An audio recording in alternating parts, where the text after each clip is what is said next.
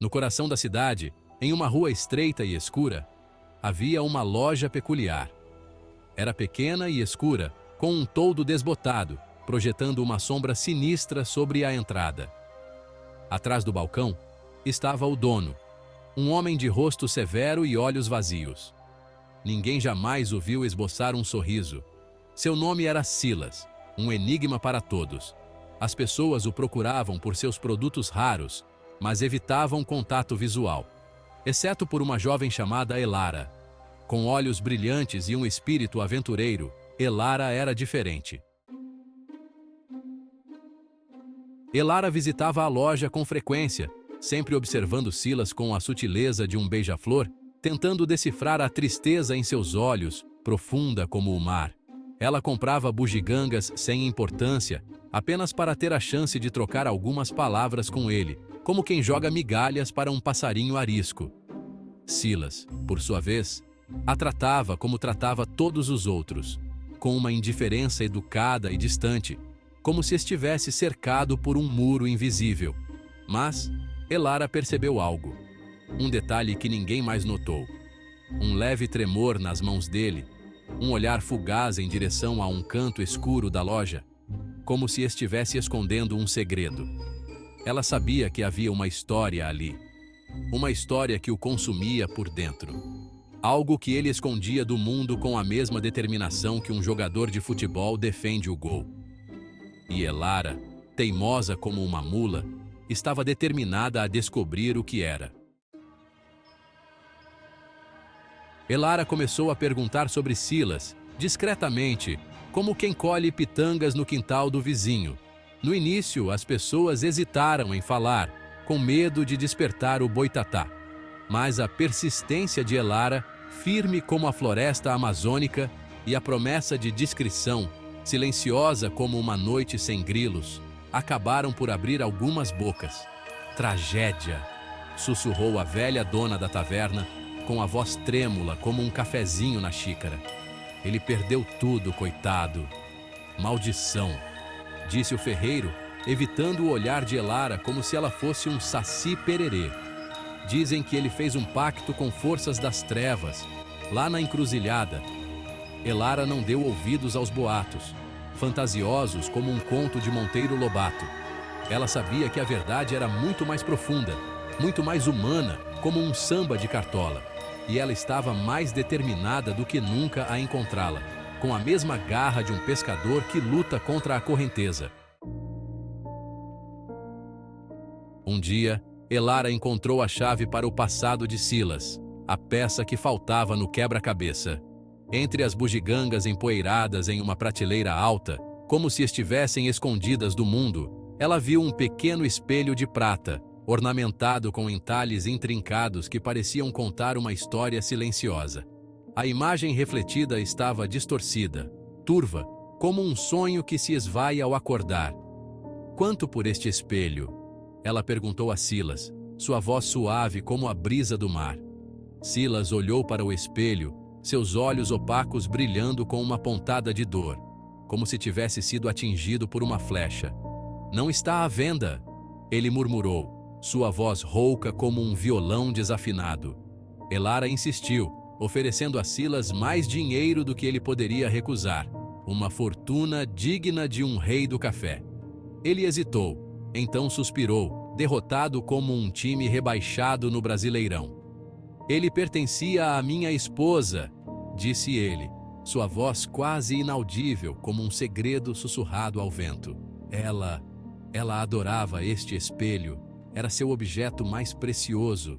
Elara segurou o espelho em suas mãos, sentindo o peso da história que ele carregava. Ela podia sentir uma tristeza profunda emanando dele, uma corrente fria que parecia sugar a alegria de seu redor. "O que aconteceu com ela?" Elara perguntou suavemente. Silas se virou, suas costas rígidas. "Ela se foi", ele disse simplesmente. Naquela noite, Elara teve um sonho vívido, mais real do que a própria realidade. Ela viu Silas e sua esposa, uma mulher de beleza radiante. Então ela viu o espelho, quebrando em 1000 pedaços.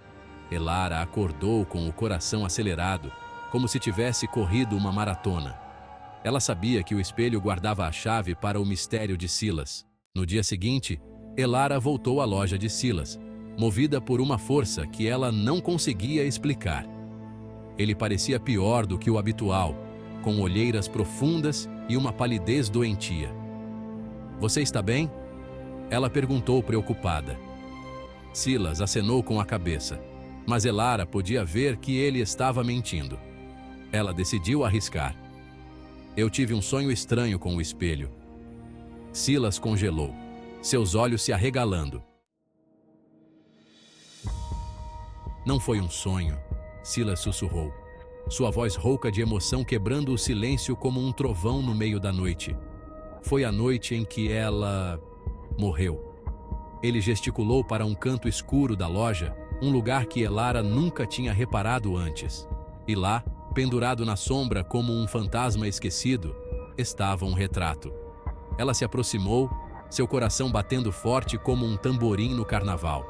Era a mulher do espelho, sua beleza capturada para sempre na tela, como uma flor eternizada no tempo. Mas havia algo perturbador em seus olhos, algo que a beleza não conseguia esconder. Um olhar de puro terror, como se ela tivesse visto o próprio diabo. "O que aconteceu?" Elara perguntou, sua voz apenas um sussurro no silêncio da loja. Silas afundou em uma cadeira, cobrindo o rosto com as mãos, como se estivesse tentando se proteger de um pesadelo. "Foi um acidente", ele murmurou, as palavras presas em sua garganta. Ela estava se olhando no espelho, admirando um novo colar que eu havia lhe dado, um presente especial. Então ela tropeçou, caiu, e o espelho... Sua voz falhou, incapaz de continuar a história. Elara podia imaginar a cena, o vidro quebrando como um grito silencioso, o sangue manchando o chão como tinta derramada, o grito horrível que assombrava seus sonhos. "Eu não pude salvá-la", Silas soluçou, a dor finalmente transbordando de seu coração. "E agora, ela está presa aqui, no espelho, condenada a reviver aquela noite para sempre." Elara olhou para o espelho, sentindo um calafrio percorrer sua espinha. Ela podia sentir a dor de Silas, sua culpa e tristeza, emanando do objeto amaldiçoado como um perfume macabro. Ela se aproximou do balcão, atraída por um detalhe que lhe chamou a atenção. Havia um castiçal de prata ali, com uma única vela quase totalmente derretida, como se o tempo tivesse parado naquele ponto. A cera havia se acumulado na base, formando o que pareciam ser lágrimas. Ou seriam gotas de sangue? Elara sentiu um arrepio na espinha, um frio na barriga que nem o calor do Nordeste podia dissipar. Ela não conseguia explicar, mas sabia que aquele castiçal, assim como o espelho, tinha uma ligação com a noite da morte da esposa de Silas, como se fossem peças de um quebra-cabeça macabro. Elara notou uma pequena caixa de música feita de madeira escura, escondida em um canto da loja como se estivesse envergonhada de sua própria existência. Ela nunca a tinha visto antes, mas algo nela a atraía, como se a chamasse pelo nome. Curiosa, ela a pegou e a abriu, quebrando um silêncio que parecia durar uma eternidade.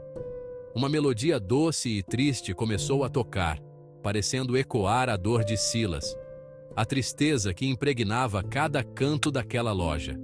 Enquanto a música enchia o ar, Elara percebeu algo estranho no espelho, algo que a fez prender a respiração.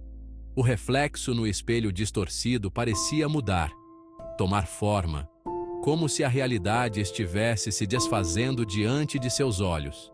Ela viu o vulto de uma mulher, seus olhos brilhando com uma luz sobrenatural, como a lua cheia em uma noite escura. Ela estava tentando alcançar Elara, seus dedos esqueléticos se contorcendo como se quisessem agarrá-la, puxá-la para dentro do espelho. Elara deixou cair a caixa de música com um grito, o medo finalmente a dominando. A música parou abruptamente, deixando um silêncio ensurdecedor. Quando ela olhou para o espelho novamente, o vulto havia sumido. Ela se virou para Silas, seu coração batendo forte. Ele estava parado ali, observando-a com uma expressão ilegível. E então, pela primeira vez, Elara viu um sorriso se formar em seus lábios. Mas não era um sorriso de alegria. Era um sorriso frio e cruel. Elara fugiu da loja, o sorriso de Silas gravado em sua mente. Ela nunca mais voltou, o medo a mantendo longe daquele lugar.